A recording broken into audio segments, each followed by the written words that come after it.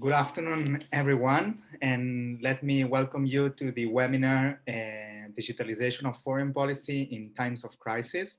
My name is Daniel Rajmil. I'm the Master Director of the program that we are offering together with UNITAR and UOC, Universitat Oberta de Catalunya, in International Diplomacy and International Affairs.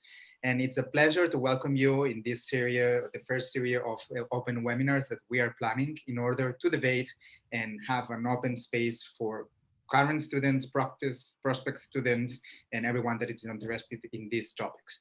Let me mention that as well, you can see it on the chat. This webinar is going to be recorded, just for your information. And we are going to wait just 1 more minute for everyone to log in.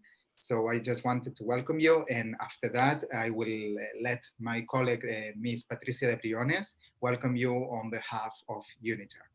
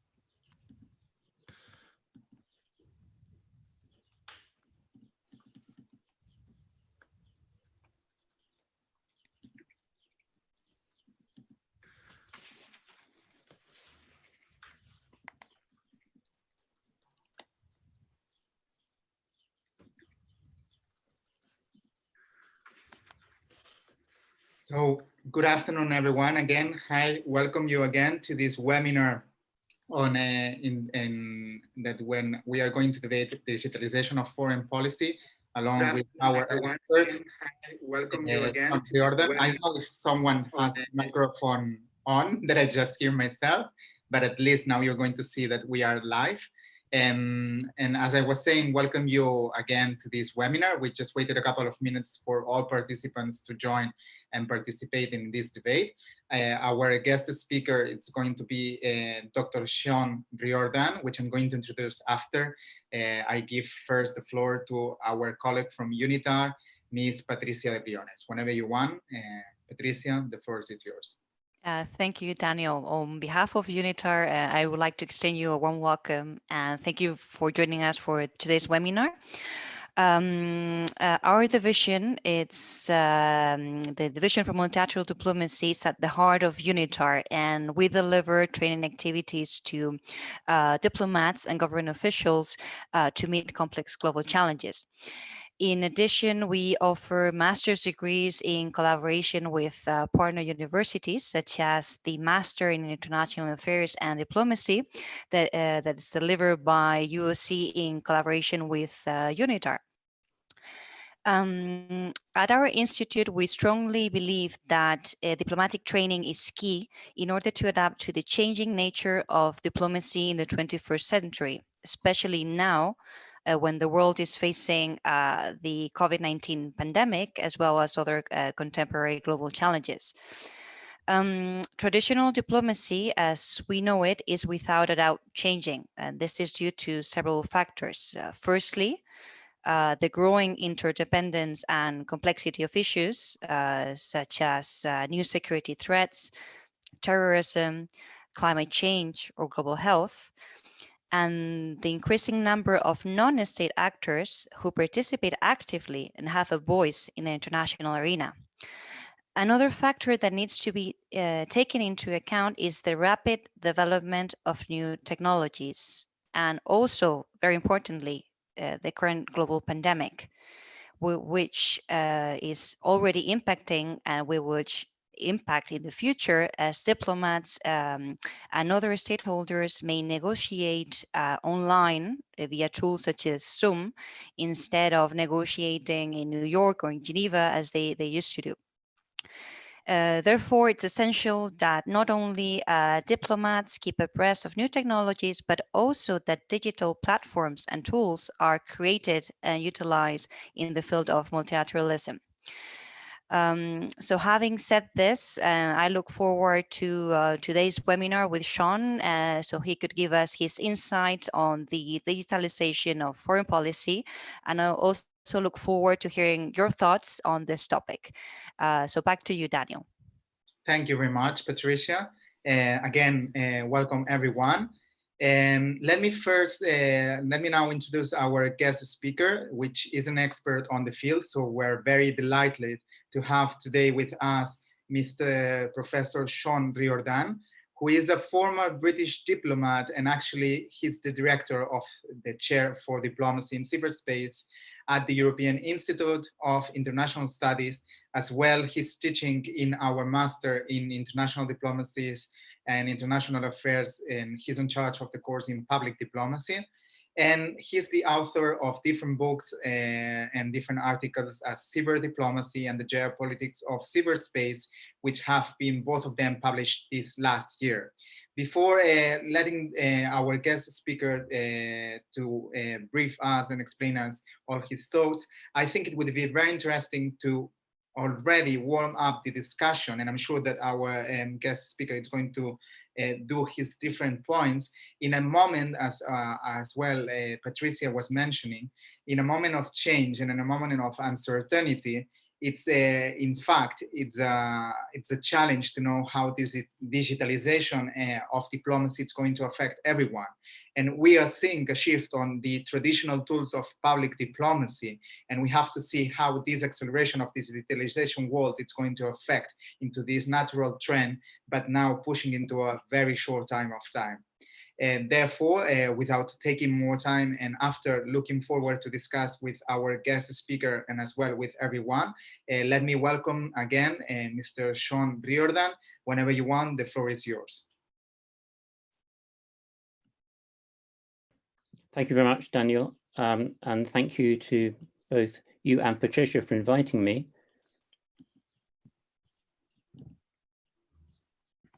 And we will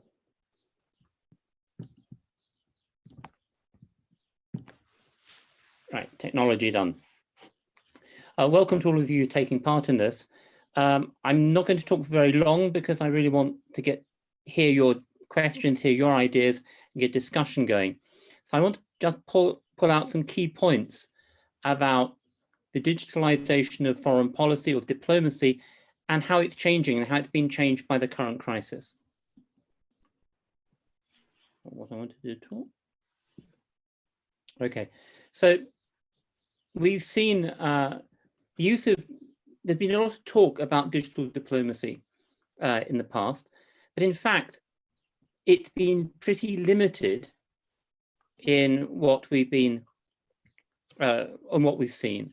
So we've seen social media has been used in consular work, in informing citizens of what protection is available, providing information on crises. So for example, if we think about Nepal in 2015, Twitter was used during the earthquake there to inform foreign citizens of what was going on and to get them to reply and answer back with what key issues were, what the key problems were, and so on. We've seen some use of big data in,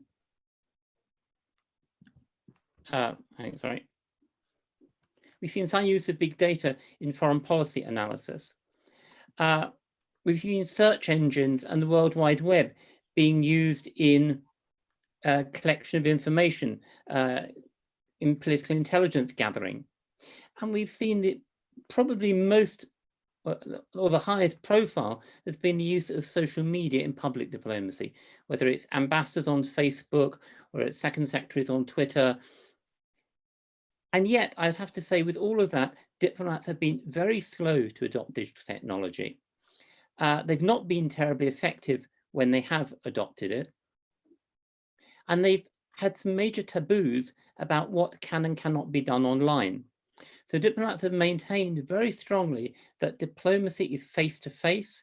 You can't do it online. You can't hold meetings online. You can't negotiate online. That you've really got to be in the room with foreign representatives of foreign governments before you can do diplomacy. Now, COVID-19 has changed that. I think we should see COVID-19 as a catalyst. It's not changed the world so much as accelerated or exaggerated pre-existing trends. So if we think about what's going on at the moment in the foreign policy sphere, we've got this major confrontation between the US and China. That predated COVID-19. It's got worse with the effect of the impact of COVID-19 has accelerated it, made it more obvious.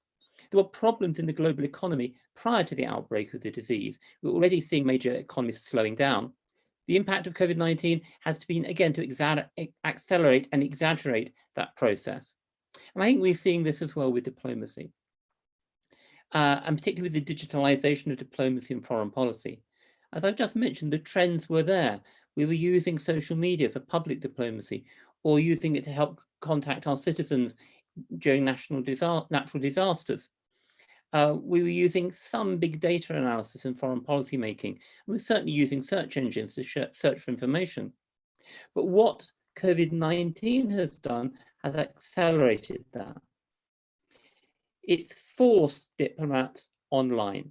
Social distancing, travel restrictions mean that diplomats cannot meet face-to-face. So we've seen the Security Council meet online. We've seen the European Council meet online. The World Health Assembly met online.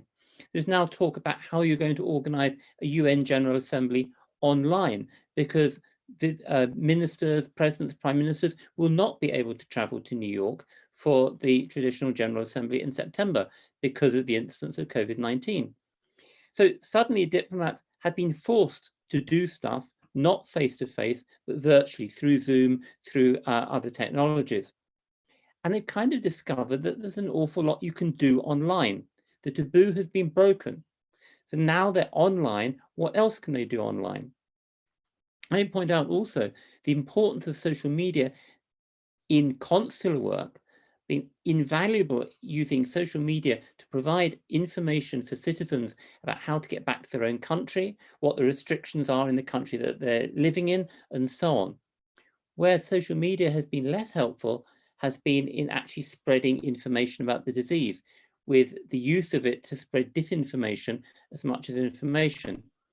So that, again, is the trend we were seeing before COVID-19, where actually social media was not very good for doing public diplomacy, but it was devastatingly effective for disinformation campaigns and spreading fake news. That's just got worse. So are we going to go back now to the old diplomacy? Once COVID-19 disappears, if it ever disappears, or once we find a vaccine for it, doesn't mean we just go back to face-to-face diplomacy. We just say, okay, that's over. We just did our online stuff because of COVID-19, and now we're going to go back to the way it was before, the comfortable way of face-to-face meetings. And I think the answer is going to be no. There is going to be a new normal in foreign policy that is not going to be what it was before. First of all, because there will be a continued pandemic threat. This is actually something like, I think, the 5th or 6th pandemic threat we've had in the 21st century. They're getting more frequent and they're getting worse. This is a time we were unlucky. On all the previous pandemics, we've been lucky. The threat is going to continue, and that's going to put restrictions on what we can do in terms of international travel. There are going to be restrictions on air travel. I suspect there'll be increasing use of, at the minimum, temperature checks at airports, but also possibly medical checks, checking for diseases, trying to develop tests that apply to a broad range of infectious diseases that will make traveling more difficult. I also raised some quite interesting issues about diplomatic immunity. Are we going to need to rewrite the rules on diplomatic immunity to deal with pandemics? Can diplomats refuse to obey lockdown procedures or other travel restrictions, claiming their diplomatic immunity, or are we going to see limitations put on that immunity? The cost of air travel is also going to restrict the extent to which we start flying around the world to have international meetings. There will be fewer airlines. Many airlines are not going to survive the economic fallout of this pandemic. And bear in mind, the economic fallout is only just beginning. We won't really see it until October or even towards the end of the year. That means that air travel is going to be more expensive. Foreign ministries have noticed that they can cut costs. They don't have to fly people around the world to have meetings. They can have people sitting in their offices, have people sitting at home doing meetings like we're doing now, and bringing together people from all over the world. I did a workshop a few weeks ago with a foreign ministry, and because we did it online, we could talk to their diplomats posted all around the world. We didn't just have to hold it with those who could get to the capital city. So that cost cutting is going to be an important drive to not going back to doing diplomacy the way we used to. I suspect what we're going to get is a form of hybrid diplomacy, where those who are posted in embassies on a permanent basis abroad or a long-term basis abroad will be doing the face-to-face contact, the face-to-face diplomacy, whereas the experts in capitals will be doing much more online, much more virtual meetings, using WhatsApp, using Zoom, or using other similar platforms to avoid the travel. Now, there are problems with doing digital diplomacy, problems of doing things online. The diplomats weren't completely lying when they said that face-to-face is best.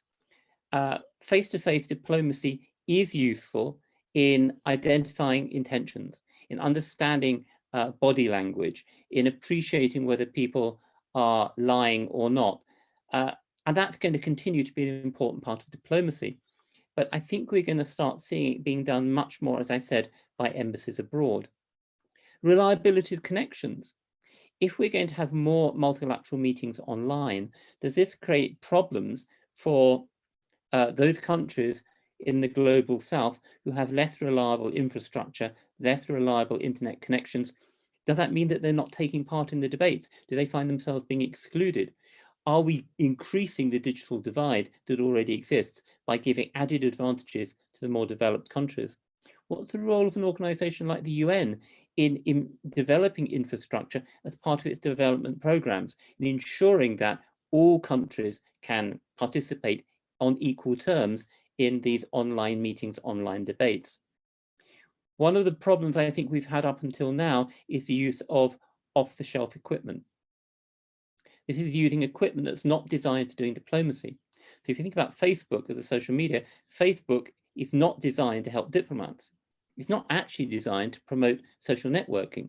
It's really designed to monetize the user's data to the benefit of Mark Zuckerberg. We should not be therefore be surprised when we find actually it doesn't help diplomacy or public diplomacy very much, but it does help disinformation because of the underlying algorithms. What that suggests is that we're going to start needing to design technological platforms, digital platforms for diplomats. That diplomats can have to start talking to the techies, to the software designers, to come up with platforms that are actually designed to do what the diplomats want or need to do, not just trying to adapt something designed for something else. And there's a cybersecurity problem. If you're doing stuff online, you're vulnerable to cyber attack. Actually, I think this is less of a problem than many people say, because in the old-fashioned analog diplomacy, we were equally vulnerable to espionage of different kinds.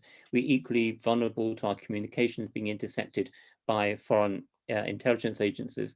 So although there's a problem there, I think it's a problem that we exaggerate. But if we're going to get onto line, and we've broken down these taboos so that diplomats are doing more stuff online, so that diplomats have got over this aversion to using digital technologies, does that mean that we can go much further?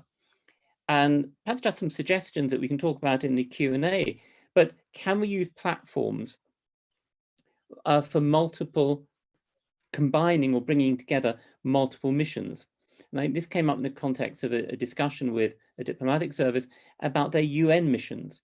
At the moment, you have separate UN missions in separate countries. They're in New York, they're in Vienna, they're in Geneva, etc. Can you create online platforms that actually unify all these missions to make them much more effective, much better at the cross-cutting negotiations that these missions have to do? Can you integrate missions much better in the foreign policy making that you're doing at home, so that the difference between being in an embassy and being in the ministry is reduced? You have the ministries, the embassies participating much more directly in the policy making. Can we create online platforms for simulation exercises, for scenario building exercise, particularly in conflict zones, where we want to resolve conflicts? It was discovered in South Africa at the time of apartheid that scenario building exercises, looking ahead 15 years to see what the country might be like, as opposed to what you would like it to be like, can be very effective in bringing together people from different parts of the political spectrum to start thinking about forging a new nation. Often that's very difficult to do in conflict zones for security reasons. But if you can put it online, you can bring lots of people together to do this kind of thing. Being more imaginative about how we use digital technologies. How can we use computer games in public diplomacy? It amazes me that no foreign ministry has really got into this yet. And yet when we've got generations that are growing up, I hasten to say, not me, my idea of a game on my mobile phone is chess, I must confess, but there are whole generations growing up who have been used to playing computer games all the time. It's part of their life. Why would we not be trying to influence them by designing computer games? Why would the UN not be designing computer games which you win by avoiding conflict rather than by killing lots of virtual creatures online? How can we use game simulations in foreign policy making? We're still very old-fashioned in the way that foreign ministries put up recommendations to ministers on paper, or it might be done electronically by email, but it's actually a reading process. You describe the problem, you make a recommendation, and you argue your case in paper. Would it not be better if we've got a generation of foreign ministers growing up who've been game players all their time, to game situations, game simulations, to repeatedly play a situation online in a game and use that as a way of thinking about policy, thinking about more effective policy making? And finally, what's the role of the UN in all of this? If we're going to have online platforms for scenario building, for simulation exercises, if we're going to have technology designed that's tailor-made for what diplomats need, then it needs to be reliable. The platforms need to be trustworthy. Is that where a digital UN comes in, providing trustworthy platforms for our future digital diplomacy? And the final thought that comes out of that, the UN has proved impossible to reform in any meaningful sense. You cannot reform the Security Council because the permanent members won't let you. The Security Council remains the only really executive body within the UN in New York. Therefore, the UN is almost unreformable. Can we get around that by simply having a digital UN, bypassing the physical UN to do all this more exciting stuff on UN-owned platforms that are trusted by the majority of the world's actors? So I leave you with those thoughts really as kind of provocations, and then perhaps we can get into the Q&A.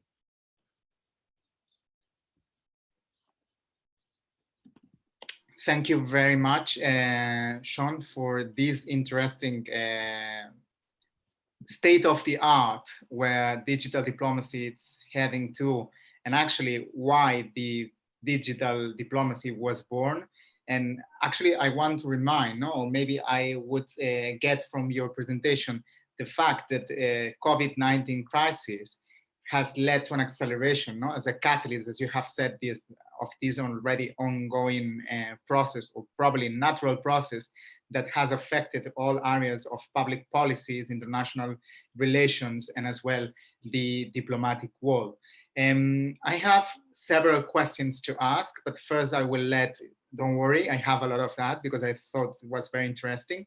So let me first, I will go with the questions that we have from the public, and hopefully, you know, all the people that it's watching us, I see Mohammed, Maximo, Hector, everyone, all these persons are invited to join this discussion. But let me first begin with a question from our colleague Claudio from Switzerland, that he has a couple of questions. The first one was referred about the meetings that diplomats are going to have. As you have described, meetings are going to be probably done online. And what are the cybersecurity challenges or threats that this could entail? What implications that means? They will have to use different platforms, which are going to be the advantages. I will stop here and then I will do the second question. Thank you. Okay, I think I referred to that a little bit in the initial presentation. First of all, we can get over-obsessed about security in diplomacy and cybersecurity. So it's not so much, I'm not so worried about multilateral meetings online being hacked, because you're talking to diplomats from different countries anyway. So many of these online discussions are not secret as such, they're actually public. What's much more concern, of much greater concern, is hacking of communications between diplomats and their foreign ministries, more the confidential conversations. And that exists whether the meeting is online or not online. Mm-hmm. We've been doing that to each other for centuries. And I mean, anecdotally, I remember being in negotiations with China about Hong Kong, when we deliberately used open telephone lines to ask questions to our ministry, because we wanted the ministry to know, we wanted the Chinese to understand what our red lines were. And if we told the Chinese what our red lines were, they never believed us. But if they could listen to us telling each other what the red lines were, then it became more credible. So we've always played games with security multilateral meetings. But I think where we do need to start thinking about the future is what are reliable platforms? What are platforms that we're going to trust to work on? And that's where I think the UN comes in. The UN has a very important future, if it wants it, in developing software packages, online platforms, which are seen as trustworthy by a critical mass of the world's countries.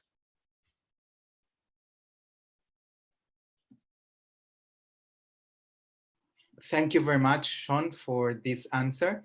The second question also that our colleague Claudia had related to that you were explaining a little bit, is about transparency. Like he's asking, and the question would be if this scenario, this change of diplomacy and the fact that meetings have to be online could lead to a better degree of transparency, no? If this could be taken as an opportunity, or what do you think about that? I think it would depend on how transparent diplomats and foreign ministries want to be. The platform itself does not automatically make it more or less transparent. There is the opportunity to be more transparent. There's an opportunity for more people to see the meetings. But, and we've seen this with European Council meetings. Part of it's public and the public's allowed to see it, and then part of it is closed off. A lot of diplomacy will always be done behind closed doors, because that's where you have to do it. And whether it's a physical closed door or a virtual closed door, it's still going to continue like that. So yes, it does open the possibility for more transparency, but that's a political decision rather than a technological one. Mm-hmm. Thank you very much, Shaun. While I wait, that actually our viewers, hit the floor to ask more questions, in order not just to be a boring academic debate, rather an open debate with everyone. I have a couple of questions actually, because I thought it was very interesting what you were expressing about conflict prevention, and the fact that online tools and digital diplomacy could lead to a better conflict prevention. So I want to ask on that, because I think you express it and you phrase it properly. On one hand, this could lead to a better opportunity for everyone to participate. But on the other hand, what is going to happen if we get very advanced and sophisticated tools, which will lead to just an elite to participate in this public diplomacy, and will leave behind, important civil society actors, which are the key to prevent conflicts to escalate. And this is where I have my thoughts. So maybe to know what do you think about that, while I'm going to get different questions. I think the online platforms it gives a great advantage to break away from that elite concept. I mean, I use the South Africa example. South Africa example with the Montfleur scenario building exercise. It's called Montfleur because that was the hotel that they did it in. And essentially they brought together political elites from across the political spectrum. So you're talking about only elites participating. And that's because you've got to physically put them in one place. And that limits numbers, and it also limits the people who are able to do it. So if you do that online, you can get to expand the participation. And I mean, for an example, I was discussing one possibility of doing this with migrants coming into Europe. Because one of the things that migrants always seem to have is a smartphone. So if you can design platforms that operate on smartphones and enable you to link up people who are already in Europe, who've made it to Europe, people who are in transit camps, people who've not yet left their country, and you get them having a scenario building exercise. What will our country look like in 15, 20 years' time? You have a much better idea of where you can make interventions to help. You get a conversation going among these people that's looking at the future, not at the present and the past. And it becomes not only a conflict resolution tool, but it becomes a tool for dealing with migration.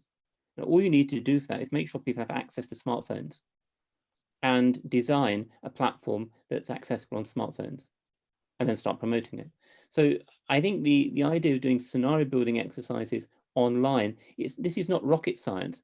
I think it's actually a sign of how lazy diplomats have been, that we've not actually got there yet.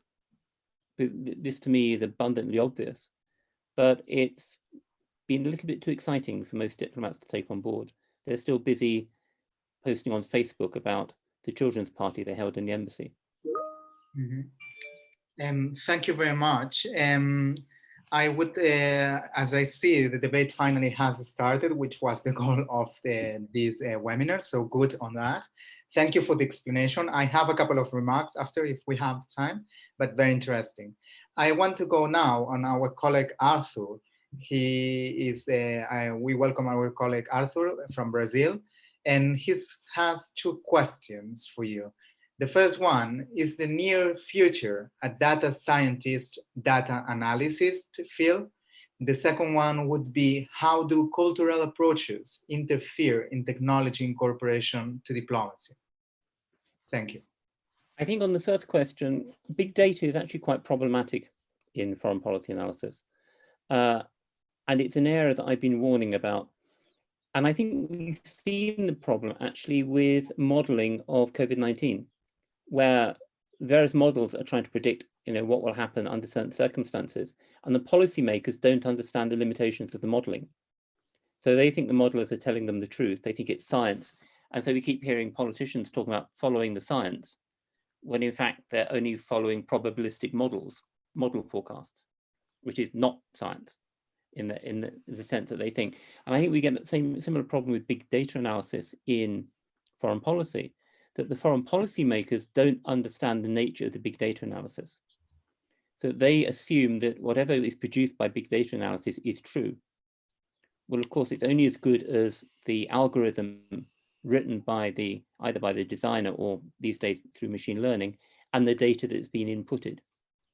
So big data analysis can be useful for certain things. It's good for identifying social trends. It can be used quite usefully for identifying diseases and so on. But you've got to know the limitations of the data that's being inputted. And you've got to understand the limitations of the algorithm that's analyzing the data. And I would say there's the open the window test that every diplomat using, or every foreign policy maker using big data analysis should adopt. That's open the window and look outside and see if the world looks like what the data analysis is telling you. And we actually had a classic case of that in the UK, where some data analysis or some modeling said that the COVID-19 was people infected with COVID-19 was doubling every 6 days. This is what the model said, and the politicians became obsessed with the model. If they had actually looked at the data, the printed data, it was every 3 days. But nobody looked out the window to see what was going on. Nobody actually looked at what was really going on. They became obsessed with the modeling. So I think you do have to qualify what you're doing with big data analysis and be careful with it. Thank you very much, Shaun, for that. We have more questions coming up. So our next participant, let me welcome Maximo from Spain. He wants to ask about the following. In a reversing situation, with COVID-19 scenario as it's occurring now, many expats are going to be not repatriated so far, are going to stay far away. How is digital diplomacy going to help calm down stranded citizens abroad and finally bringing them back home? Thank you. We've seen the use of social media to contact and connect with citizens abroad, and in many ways, I think this works better than the using social media for public diplomacy, which is what we've mainly used it for. So that you can put messages out on Twitter with a hashtag. Your citizens spot that they can reply either through direct messaging or simply replying on the Twitter feed, giving information about where they are, what their problems are, what they need to do.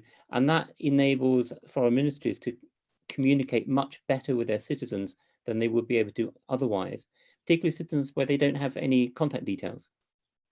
So citizens can provide that. So that does assist you in identifying where your citizens are, what their needs are, what their problems are. You can provide information for them. You then start tailoring the information on the basis of what they tell you. That, I think, is a way that digital diplomacy has helped. Where it's less useful, of course, is actually physically doing things, because there's a limit to what you can do online. It's mainly about information. Then you have to kind of physically get airplanes to pick people up and move them around. Thank you very much, Shaun, for that. Let me get two more questions. The next one is from Omi, that is reaching out from India. And what the question is, don't you think going digitalization could represent a good thing, as in terms of saving big amount of money on foreign travels by diplomats? Thank you. Absolutely. And I think foreign ministries have already noticed how much they're saving on their travel budgets. Not only foreign ministries, economics ministries and finance ministries are noticing how much foreign ministries are saving on their travel budgets, and they're going to cut them. So it may not be a question of choice for foreign ministries. One of the things you discover if you work in foreign ministries is that every time there's an austerity exercise, the foreign ministry gets cut first, because everyone's got this image of diplomats living very well abroad, and there's no one defending the foreign ministry budget. So I think, given that all governments are going to have to cut their spending over the next few years, foreign ministries are going to take quite a pounding, and they simply won't be able to travel the way they used to, and nor should they. And we had trivial traveling going on, and it is much more efficient. And we're discovering this in UNITAR. Before we started the seminar, I was discussing how many online workshops I've done, and it's like 5 or 6 in the last month, and we discovered that they work and that you can do it online, and so you don't have to fly all around the world to deliver effective workshops. Thank you very much. Then the last two that I see here, it's Ricardo from Argentina. My question is related to security of communications. I know that any kind of communication is subject to espionage and interference, but I fear digital communication is more easily hackable. Problem is not only the other party knowing your red lines, but the general public having access to secret conversations and then being able to boycott them. Yeah. Well, hello, Ricardo, because we follow each other on Twitter. So as we're talking about digital diplomacy, I think I should mention that. There is a problem with cyber communications, and there is a problem with cybersecurity. Whether it's actually greater than it was in the past? I'm not sure. I don't think it's so much the online communication that's the problem. It's the sheer quantity of information that is available through the networks. In the past, if you were to decipher a communication, there was a limit to what you got access to. Now, because we've linked everything up, once you get inside a system, you can have access to practically everything. However, there are things you can do about that. You can put internal firewalls, internal security measures that you can adopt. I think the real problem that we have today is not so much that people are, or governments are stealing information, but rather they're making different uses of it. So that information is being stolen by governments and then used as part of disinformation campaigns. Or we're seeing non-governmental organizations able to steal information in ways that they wouldn't have been able to do in the past. And then they can make it public for whatever reason. So, I mean, during the Cold War, you did not have non-governmental organizations carrying out espionage operations and then dumping the information publicly to embarrass the other government. And today we do see that. And that, I think, is one of the really big changes. But that's something we've got to get used to living with. Mm-hmm. Thank you very much, Shaun. Two more questions that are coming up. Our next, let me welcome our next participants, who is She. She's from Ireland. When it's reaching out from Ireland, and it's saying it's not also that there is too much to change for diplomacy to move to digitalization. For example, international law also needs to evolve. This means to include, for example, the impact of a state's behavior in cyberspace. What educational courses should students be taking to enhance their diplomacy skills in the digital age? And what are the key research topics that needs to be explored or further in this field? Thank you. Yeah, this is a really interesting area. There are a lot of international lawyers who simply say that international law applies in cyberspace. And that the General Assembly has said that international law applies in cyberspace and the UN Charter applies in cyberspace. The trouble is, it's not quite clear what any of this means, because cyberspace is very different from physical space. So if we think of an example, you say the UN Charter applies in cyberspace, but the most important parts of the UN Charter are about peace and international stability and about armed attack and the right of a state to respond if it suffers an armed attack.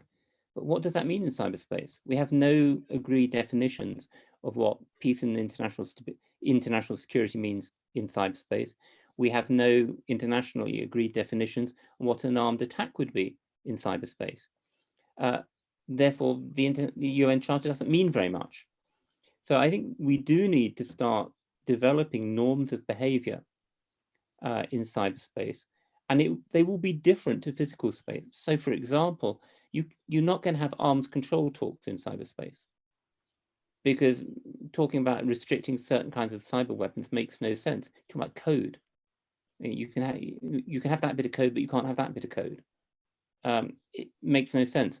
So rather, you start having talks about targets. What are acceptable targets and what are not acceptable targets? Can we come up with lists of targets that it would be a crime against humanity to attack? So, for example, hospitals, critical civilian infrastructure, power systems, air traffic control systems. Can we agree at an international level what we're going to put outside the range of cyber attacks? And that's a conversation to be had. I suspect we're going to find new ways of negotiating as well. It's going to be much more a progressive bottom-up process. And again, one of the interesting things here is if we're doing bottom-up negotiations, so we're doing it step by step between small groups of countries, then broader groups of countries and broader groups of countries, do we do it with using blockchain? Can we use blockchain to register these progressive agreements as we build up new structures of norms of behavior in cyberspace? So I think there are lots of new interesting areas there to be looked at. I think we need to take new approaches to international regulation, to building international law, which perhaps reflects a little bit more on how international law actually works, in the sense that international law wasn't actually written by lawyers. It generally starts with statesmen, soldiers, diplomats creating an accepted practice at an international level, which the lawyers then codify later. Well, we're still at the developing accepted practice stage. And that's where I think we need to start focusing discussion. So courses, perhaps we should start designing some. I think that's where we're at, that we're really trying to develop ways of thinking about digitalization of foreign policy, digitalization of international law. There's a lot of work going on at it, but it's very much at the research stage and the exploratory stage. Okay, and thank you very much, Shaun. I will take a couple of more questions and then we are going to start to warm up the discussion.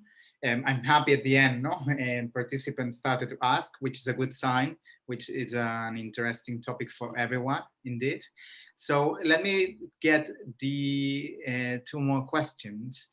And after that, I see, for example, Giz is asking other questions. We will try to wrap it up and we will leave you as well our contact details in case there are a few questions that are pending to be answered. But let me go and welcome Hector. Hector is reaching out from Mexico. And the question would be, do you think that if this trend continues, pandemic, economic crisis, more online meetings, less traveling, maybe some countries could start deploying less diplomats or staff at their embassies and relocate them to capitals, for example, or even worse?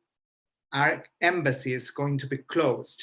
Do you see embassies working with a reduced core team and focus more on consular services, for example? Thank you. I'm sure there will be governments who will be tempted to go down that path, but it will be a very bad mistake and a very bad error. We actually need face-to-face contact still. In cyberspace, it's all the more important to understand the intentions and motivations of a government, because it's harder to tell it from its cyber operations. So if you have a cyber operation, is it for espionage? Is it because it's trying to prepare a future cyber attack? What are the reasons? If a cyber attack causes a certain amount of damage in your country, is that what the government was intending that launched the cyber attack? Or was it by mistake? Did they not understand how interconnected your systems were? All of these things make it essential that we understand motivations and intentions of countries in reliable ways, that we understand how foreign countries see the world. And the only way you can really do that is by having diplomats in regular face-to-face contact with foreign governments, with senior policymakers, with senior policy advisors who are understanding the discussions. So I think the face-to-face diplomacy is even more important. And that's why I think that actually embassies will play a greater role in many ways, in that maintaining diplomats in embassies overseas to do this political work, to have the conversations, but then integrating them within the foreign policy. So my personal preference would actually be to reduce foreign ministries and increase the size of embassies and get the embassies doing more work like they did when I first became a diplomat. When I first became a diplomat, I was posted to China. We did not have expert teams flying out every other week to negotiate with the Chinese government. We were expected to do it ourselves. And so I see embassies in some ways going back to that kind of pattern. But Thank please, you. God, do not close the embassies. Sorry, that was an important statement. Sorry for that.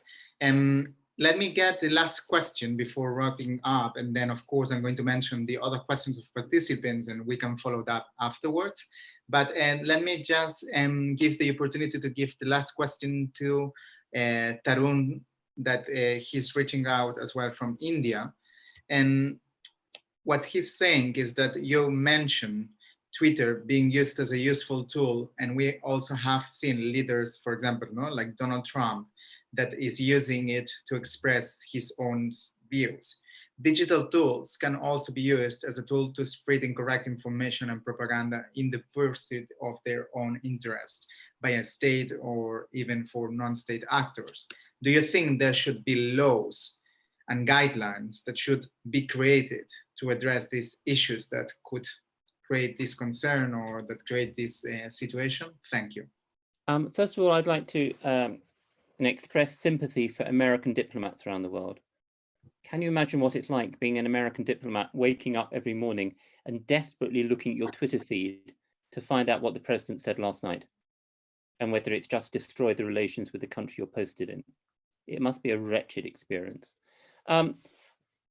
Yeah, digital tools can be used to spread incorrect information, propaganda, disinformation. They're very good at it. Social media platforms are particularly good because the algorithms that make sure you get adverts for stuff you want to buy or get news that you like will ensure that fake news will get to the people who want to believe it. So they're actually much better for disinformation campaigns than they are for public diplomacy. Should we have laws and guidelines? I'm not sure what laws and guidelines help us. I think we need to have much broader strategies for dealing with dishonesty online. I mean, we've had this problem with Twitter, where Twitter has started putting comments on some of President Trump's tweets saying these are not reliable or you should fact check them. On some occasions, they've actually covered them. The issue you've got then is, should we be outsourcing freedom of speech and deciding what is and is not acceptable free expression to private companies? And I've got real problems with that. I think it is better to develop strategies, much broader strategies for dealing with disinformation. But it doesn't help if your own governments are doing the same thing. And at the moment, there's a lot of disinformation coming out of most governments in the world. Thank you very much, Shaun. I will start to wrap up all this session. So I will make a couple of final thoughts, and then I will give you the floor to you and to Patricia if they want to give their concluding remarks. And after that, I'm going also as well to give the thanks to our participants. But before giving you the floor, I want to wrap up a little bit the different topics that have been said on the floor. We still have some pending questions, no? From Jess about research topics, Claudio, Omi was also asking. So after that, please do not hesitate to contact us at this address if you have further questions that we could not address, or if you have more information, of course, you want to know more or learn more about our master's degrees in diplomacy or different short learning courses that we are offering, please feel free to contact us.